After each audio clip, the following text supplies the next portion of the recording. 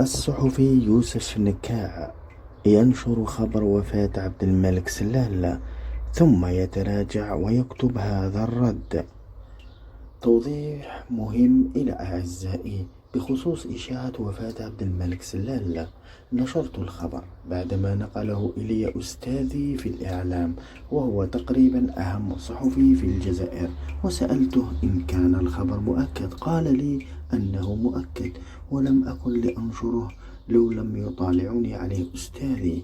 وأنا أعترف أنني تسرعت بنشر الخبر دون التأكد من البيان الرسمي، وها هي الرسالة التي وصلتني أنشرها لكم. أعتذر منكم بزاف إذا نشرت خبر غير صحيح وغير مؤكد، وأنا حريص دائما على التحقق بما أنشره، ولكن الخطأ وارد. أنا آسف جدا، وأعتذر من عائلة سلال بعدما اتصل بي أحد أقارب الوزير السابق سلال وقال لي أن الخبر غير صحيح. ربي يحفظكم وتصبحون على أخبار سارة.